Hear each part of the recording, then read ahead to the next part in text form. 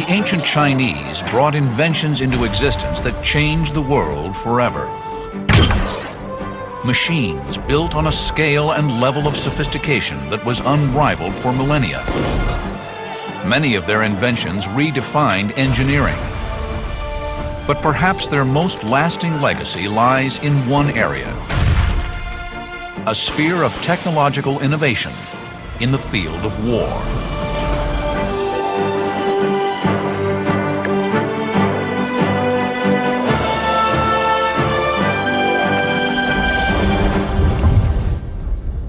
At over 6,000 years old, China is one of the planet's most ancient civilizations, and today boasts the largest army in the world. 60 centuries of military heritage has left an incredible legacy of technologically advanced weapons. Now, new discoveries are making us realize that much of what we thought we invented actually existed thousands of years ago. Armies that used handguns, landmines, and massive attack catapults to destroy whole towns. Lethal flamethrowers that rained fire on the attackers. High-velocity cannons and lethal incendiary bombs that blasted whole battalions out of existence. And even self-propelled missiles. Machines of war that would be instantly recognizable to the frontline troops serving in today's armies. Most of the weaponry used in modern warfare has its roots originally in China. Chinese military innovators were thousands of years ahead of their time. The Chinese, throughout a lot of history, have been at the absolute cutting edge of military technology. Incredibly, their use of gunpowder and military rockets is stunningly similar to the way we use them in battle today. It's certainly one of their major contributions, for better or for worse, to the history of the world. There's no doubt that through a lot of history, the Chinese have been the greatest military innovators on Earth, and their technology has certainly been at the absolute forefront. In 400 BC, China was not a unified country. Several states existed in the area, and they were all trying to take control. The state that could take control of its neighbors would win the greatest prize: domination of China. And to beat their neighbors in battle, the Chinese military engineers accelerated the development of killing machines. In the Bronze Age, around 800 BC, warfare in China relied on hand-to-hand combat and the sword. Chinese blacksmiths were producing amazing advances in metalworking. The result was an array of axes, knives, and swords, the most lethal blades the world had ever seen. The craftsmanship that went into a Chinese sword was extraordinary. They forged iron with carbon to produce ultra-hard blades set into hilts of exquisite craftsmanship. They used an ingenious approach to cooling the blade in the forge, where the middle was coated in a heat-resistant substance that allowed the edge to cool quicker than the middle. The result was a very strong and very sharp weapon. As their skill with metal grew, so did the length of the blades they could produce. In the Kingdom of Qin, swords became longer, about 36 inches, and this gave a good advantage in combat.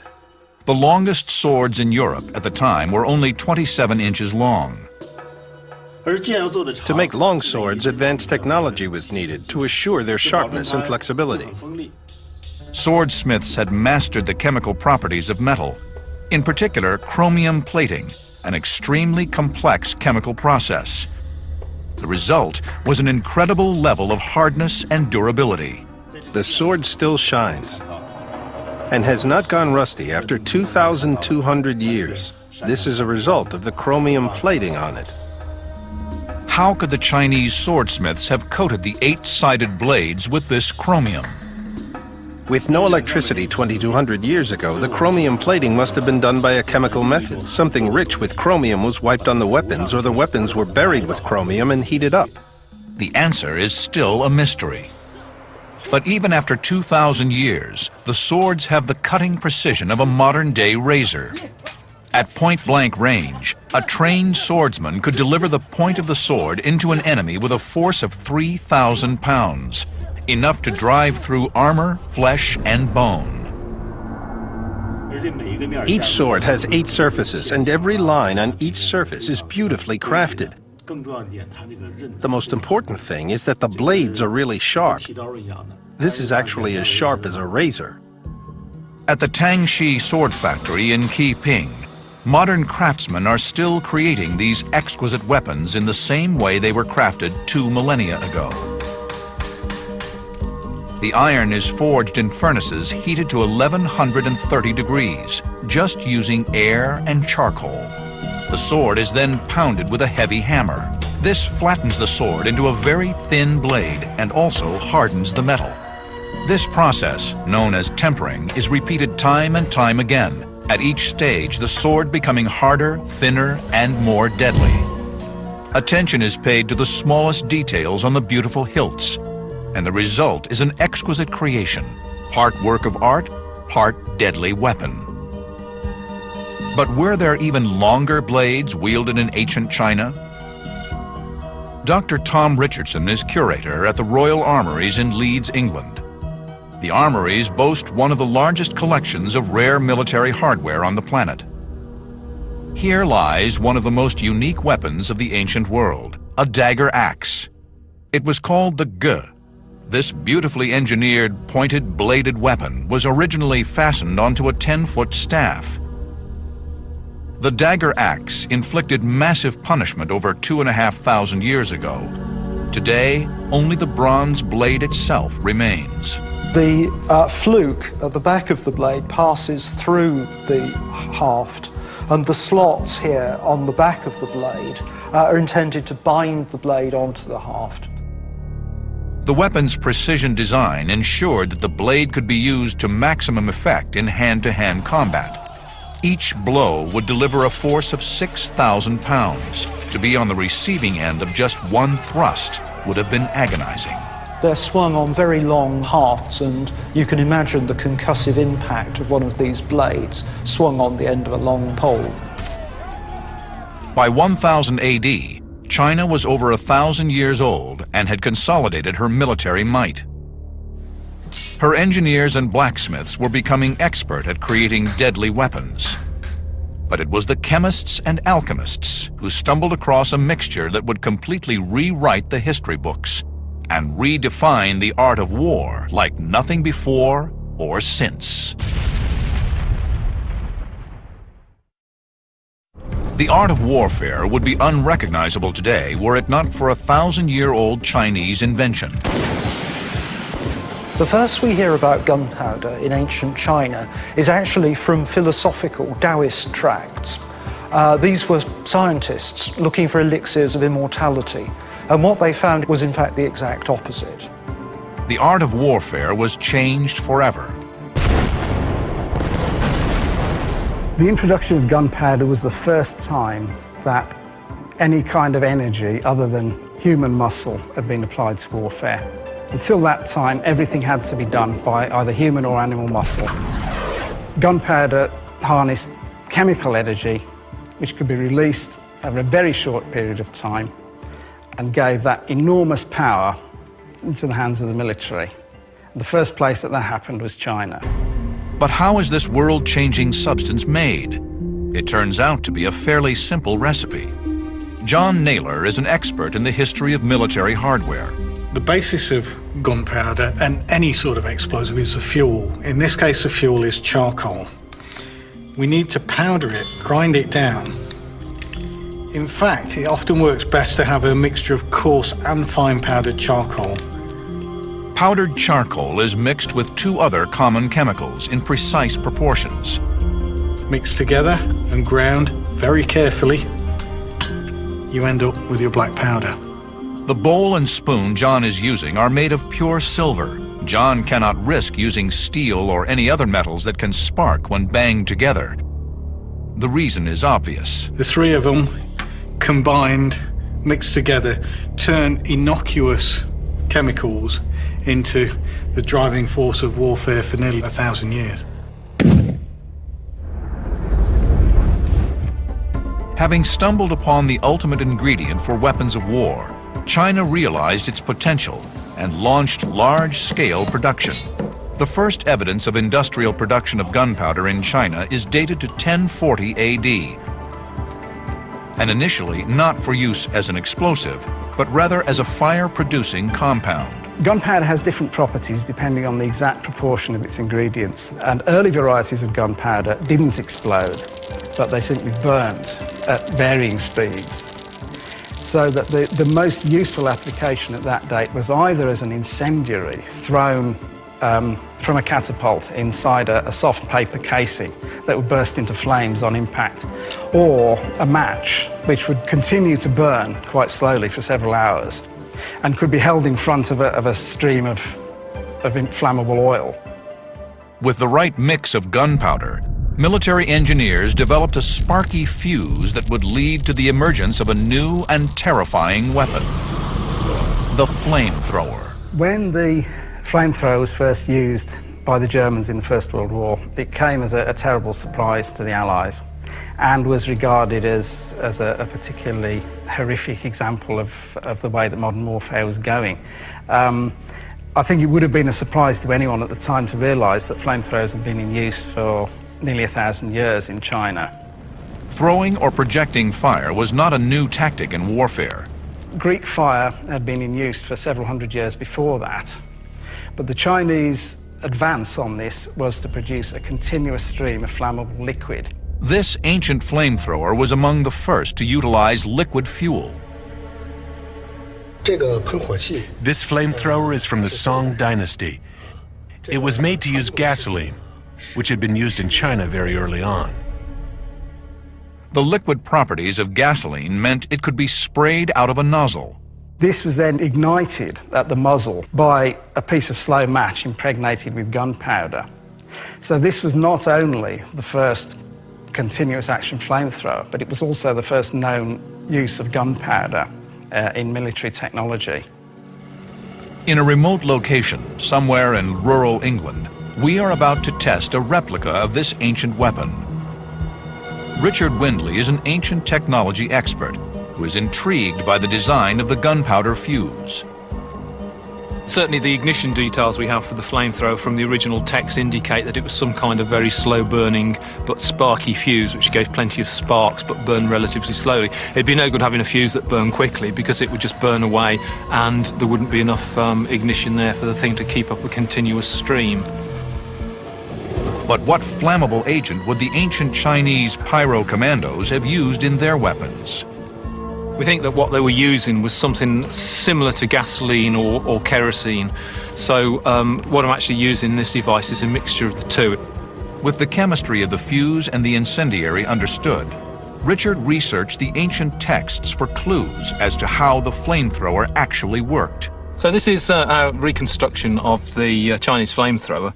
Basically what we have is a brass cylinder. The quality of the brass was actually specified in the original document. And this forms the cylinder of a pump. Inside here is a piston, which is about so big. This would probably be made out of bronze or possibly wood, and it would be bound round with cord until it was a really snug, tight fit in the cylinder so we can get plenty of pressure. This moves backwards and forwards as the handle is moved backwards and forwards. On the forward stroke, it forces out the flammable liquid through a nozzle at the front of the device. And on the back stroke, it forces the fluid which is in here, it forces that down through that pipe there, up through an internal pipe here, and to a secondary nozzle at the front. So we're effectively getting two squirts, one on the forward stroke and one on the backward stroke.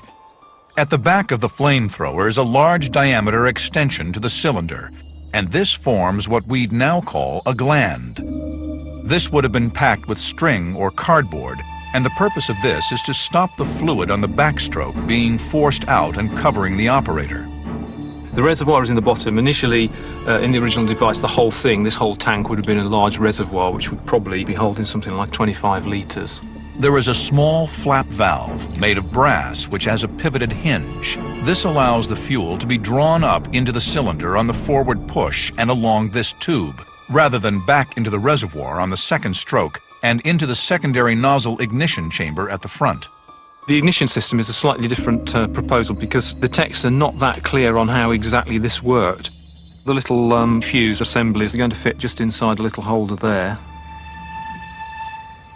They're ready to be lit. The front portion, the ignition chamber, goes on. Then what all remains to do now is to light the fuse, and we're ready, pretty much ready to shoot. Richard sets up a bale of hay 60 feet away from the flamethrower. This will enable us to see how accurate the weapon is.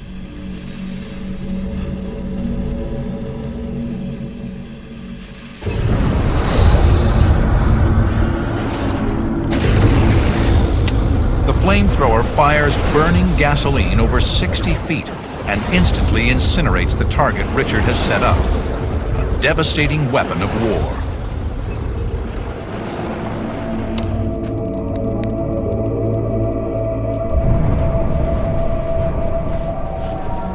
Well, that from where I was standing, that was absolutely staggering. That was awesome.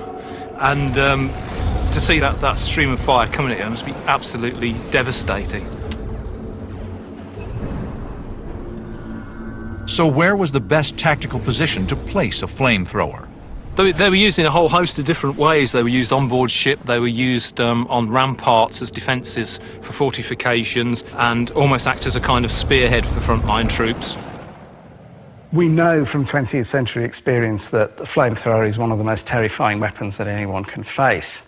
And certainly there would have been a serious risk of being burnt if you were in front of it. But they were fairly short-ranged weapons.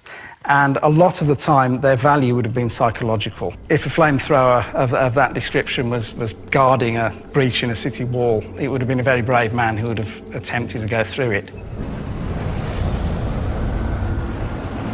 But many military objectives are further away than 60 feet. There is amazing evidence that the Chinese designed and built weapons that could fire devastating projectiles over a mile. Before the advent of gunpowder in China in 1000 AD changed the art of warfare, the Chinese had long been shooting projectiles across battle lines, using the crossbow. But there is intriguing evidence that the Chinese military engineers took crossbow technology to its ultimate limit.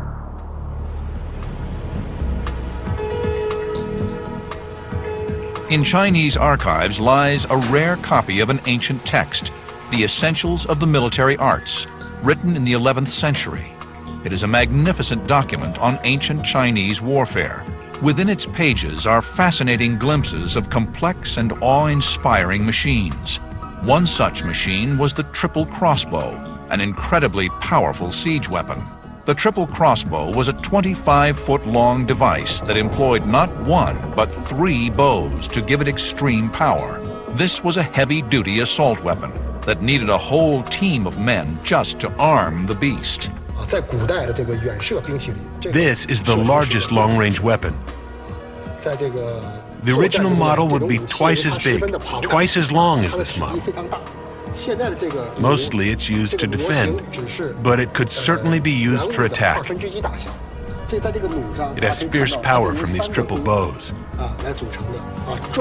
It would take 10 soldiers or more to turn the axle and to load the string on the trigger. But what kind of ordnance could this monster unleash? The arrows for the siege crossbow were huge. They were made from iron and could fly as far as a mile. These 10-foot full metal jacket-tipped missiles would have smashed through anything they met. But despite its gargantuan size, the siege crossbow was a mobile and versatile weapon. The giant siege weapon was mounted on a pivot and axle, allowing it to be targeted quickly and with precision. Once the weapon had a target in its sights, the power straining to unleash the missile would be freed by banging the trigger with a hammer.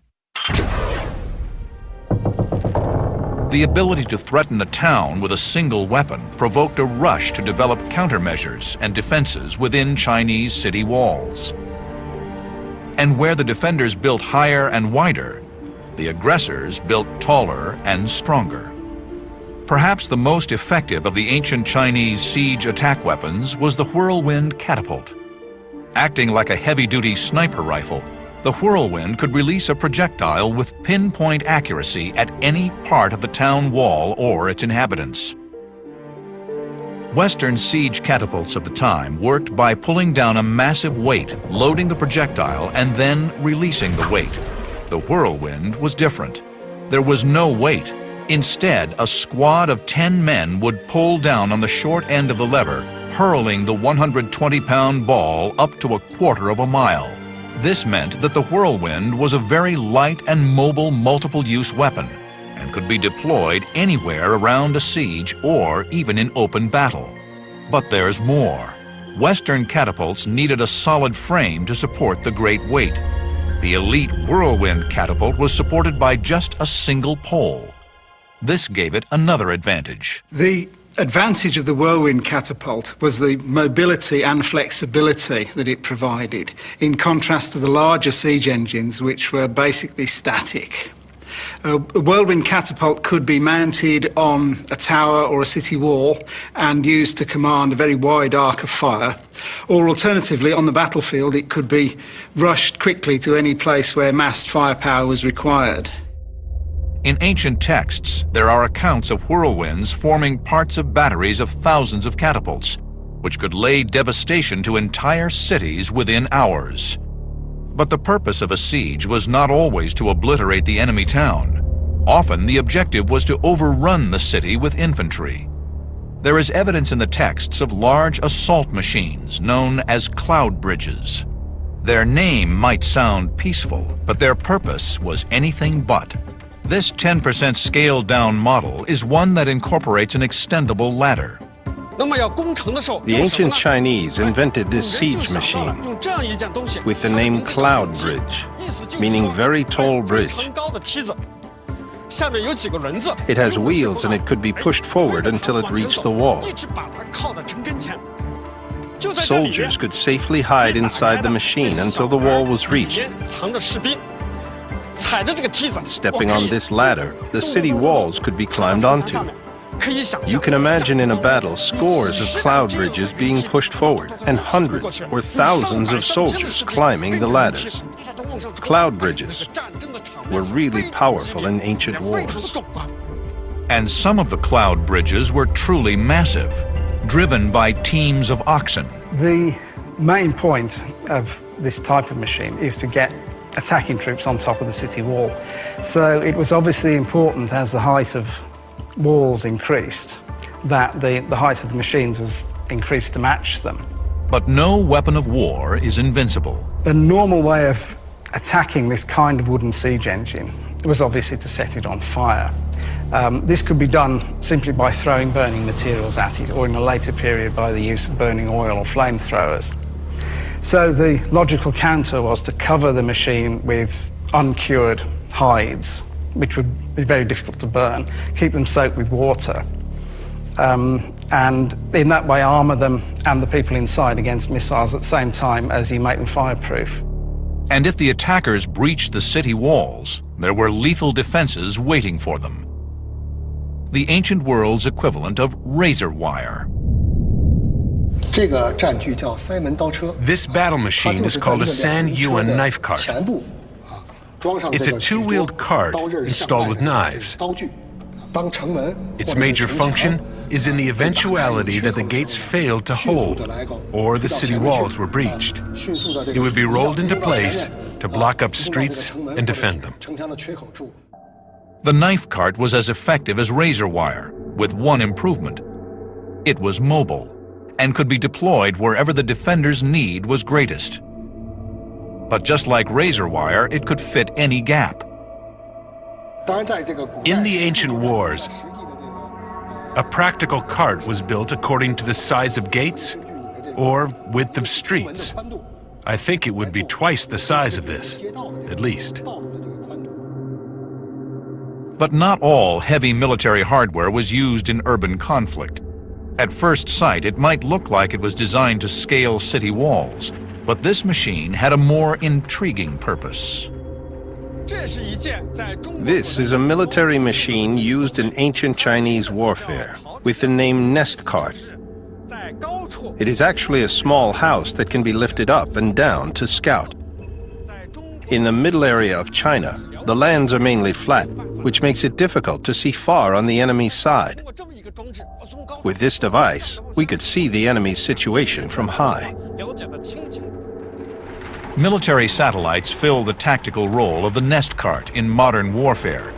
However, there are ancient Chinese weapons that were developed nearly a millennium ago, whose basic technology is little changed from that used by our armed services today.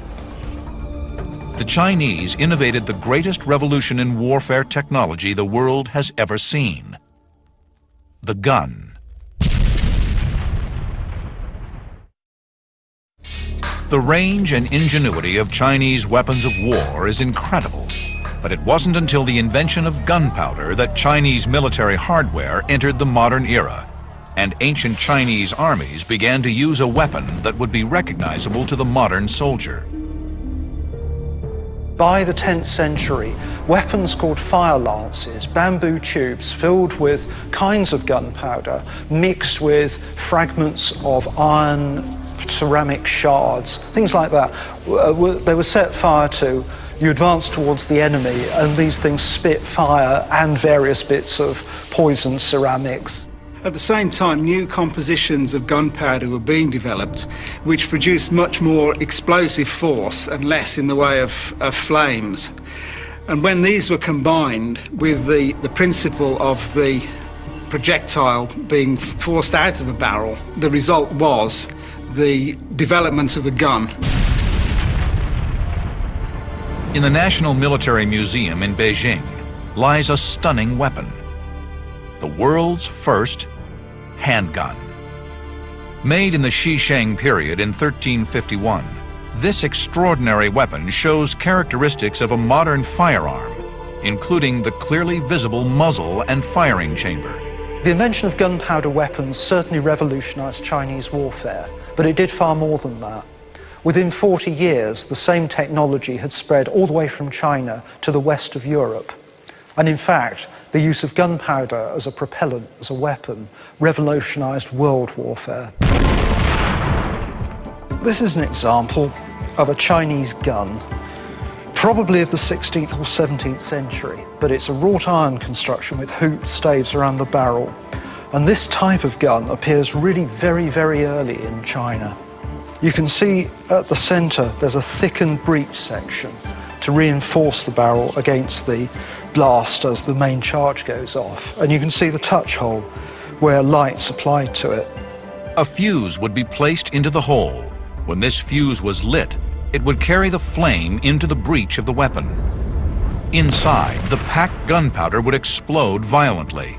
The entire force of the explosion had nowhere else to go other than to force the projectile out of the long tube towards the hapless target.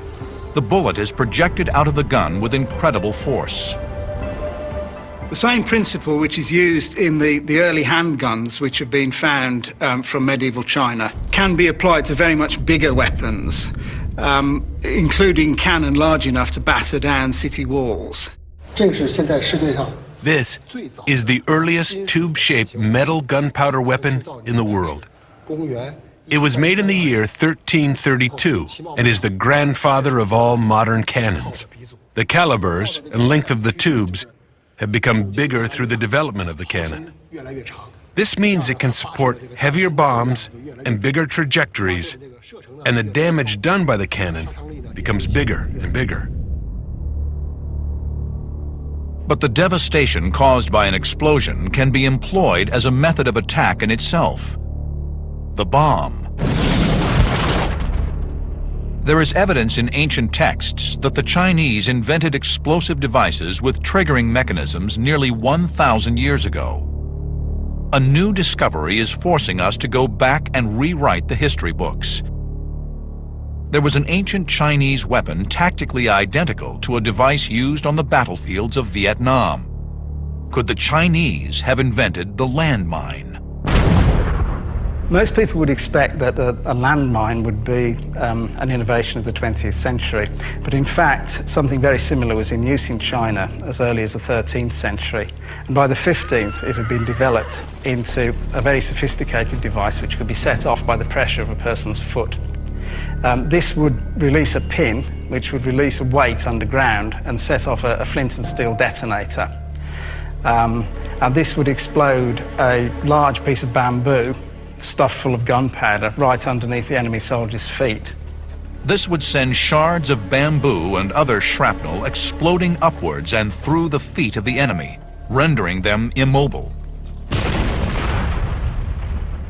But devices like the handgun and the landmine were only possible because the Chinese had a long tradition of creating technologically advanced weapons of war. Over 1,500 years before the landmine and the handgun, Chinese metallurgists were already producing devastating attack weapons. One of these was the high-intensity crossbow. The crossbow is responsible for countless victories in Chinese history, and there were millions of them issued to infantry troops. However, because they are made of wood, surviving crossbows are priceless, rare artifacts. This is an example of one of the very earliest Chinese crossbows. It's just the stock made of wood covered in lacquer and beautifully decorated. It's the trigger mechanism that's at the heart of the Chinese crossbow, and it's an extremely clever device. Triggers are made of extremely precise interconnecting components that must fit and work together with rigorous accuracy. To manufacture them required an incredibly advanced level of casting expertise. And in fact, the technology is quite comparable with a lot used in the gun trade a millennium and a half later. Yet these things were invented in the 4th century BC. The crossbow was a significant technological development over the simple bow that was used for thousands of years by civilizations all over the world. But how is this design more effective than the simple bow? The ordinary bow is formed by an arc and a bowstring. It's pulled by hand, and as a result, the bowman would get tired using it. It's also hard to aim.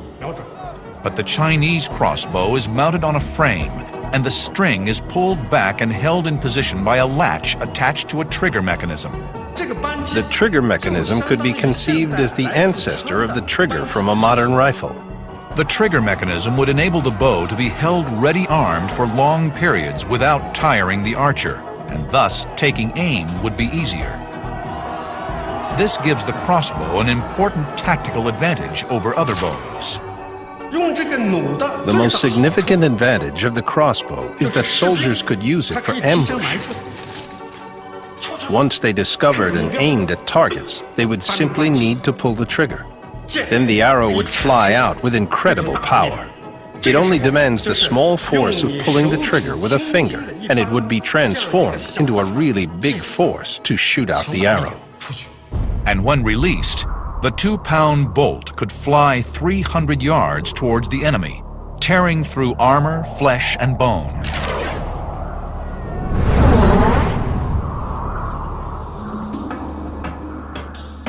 Crossbow technology and the skill of crafting these elegant assault weapons has not been lost.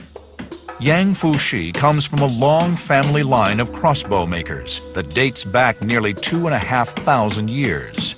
He still makes bows to an ancient design, using only the tools and materials available to the ancients. I couldn't tell you how many generations in my family have been making bows. My ancestors were all bow makers. This looks exactly the same as a crossbow excavated from a West Han tomb. This is a Han Nu crossbow. In Chinese, this means with anger. Its history can be traced back to 2,500 years ago. This replica was made exactly according to ancient drawings. The trigger on this crossbow is made of bronze and exactly the same as the one excavated. Many modern tools were used like lathes, mills, and planes. Our ancestors could make these exquisite triggers thousands of years ago without modern tools. Through the process of creating these beautiful replicas, Yang Fushi has discovered a tactical benefit of the crossbow. The leather strips bound on the chocks are to fasten the bow. The bow can be disassembled to make it convenient to carry on military marches, and then reassembled on the battlefield. But how powerful could a crossbow get And what was its ultimate range? According to ancient texts, the most powerful crossbow could have a tensile force of up to 260 pounds. It was called crossbow loaded with feet. It could reach over 500 yards.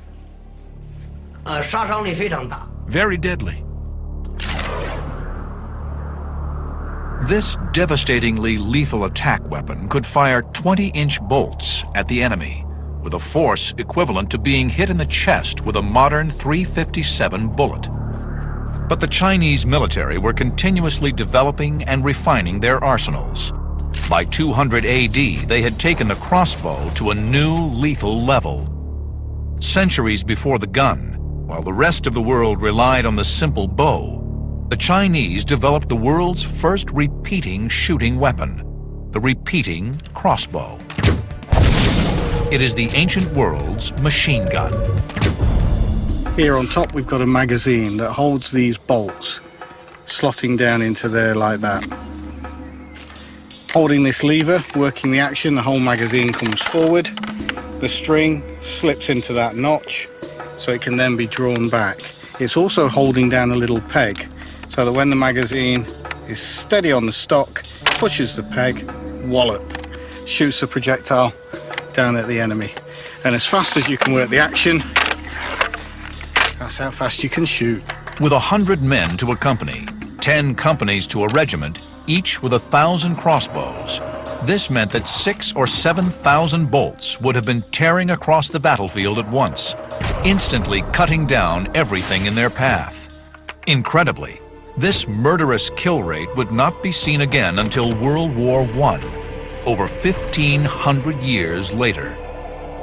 Now, the beauty of this weapon is it's idiot-proof. You don't need to be a trained soldier to use it. It gives the rate of fire that a trained archer can put out, but without all the hardship of learning to do it.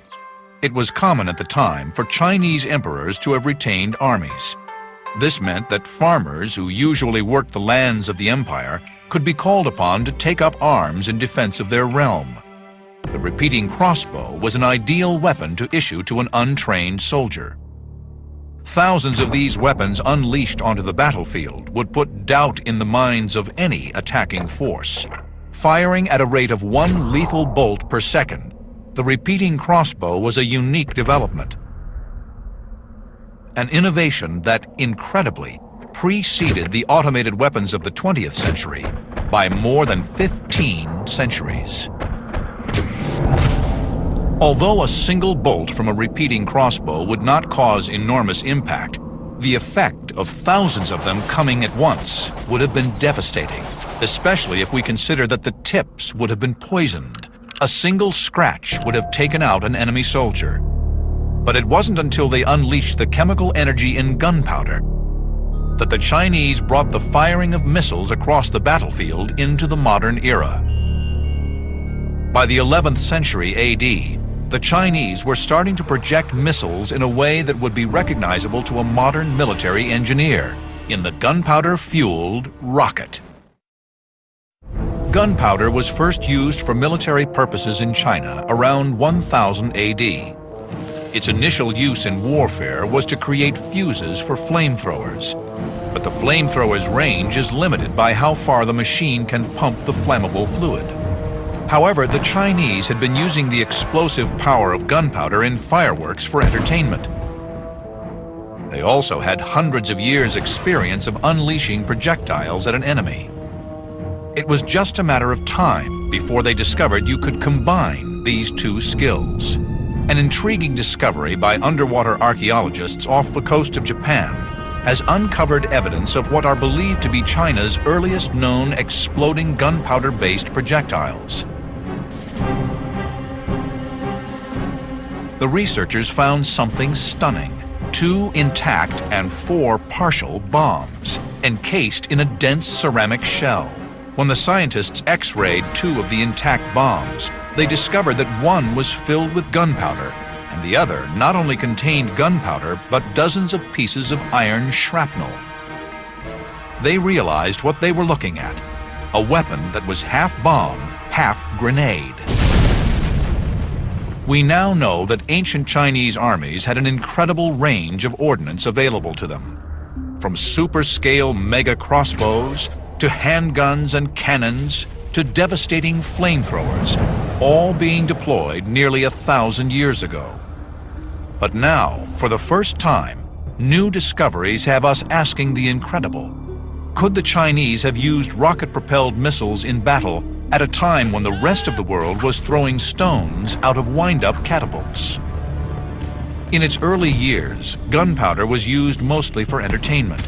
They designed spectacular fireworks, almost the same as we use on the 4th of July today. But could this expertise be turned to use in battle? Could the Chinese adapt their rocket technology and create self-propelled weapons of war? Under the Song dynasty in the 13th century, they were still used only for toys and for firework demonstrations.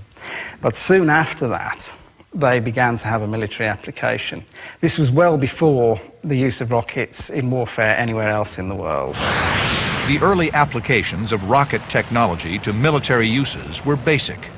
They involved attaching a gunpowder-based rocket to an arrow to give the projectile propulsion. Intriguingly, there is evidence of early trials in which rockets were attached to aerodynamic bird-shaped creations. But developments were right around the corner. Under the Ming dynasty, from the middle of the 14th century, rockets began to be used en masse in Chinese warfare. They were fairly small devices with arrowheads on the end of a stick propelled by a rocket tube. They didn't have explosive warheads, so they were most useful when fired en masse. Just like the multiple rocket launchers of today, Chinese rocket launchers caused devastation on the battlefield. And it didn't stop there. There was an invention that took rocket technology to the ultimate limit. A piece of military hardware little different to the rockets that modern armed forces put into the field today. The ballistic missile. Invented in the early 14th century, even its name was designed to strike fear into enemy troops. This is an ancient weapon called Fire Dragon issued from water. It was used in naval battles, and when issued, it had a long flame tail, looking like a fire dragon. There are many types of bamboo in China, so it's easy to find the material to build the weapon's body. But how did it work? It has something like fireworks attached to the outside, which act like a powder flask when they are lit. The whole thing starts to fly. The mouth in the front is loaded with gunpowder, which explodes the enemy ship. But there was more to the weapon than that. The rocket was built in 2 stages.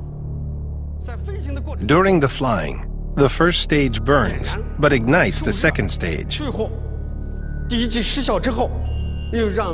This drives the Fire Dragon to fly further and reach the enemy's ship